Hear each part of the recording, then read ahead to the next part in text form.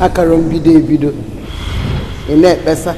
oke nwere ife anyị na-eme bụ sisters fellowship ọ bụrụ mothers fellowship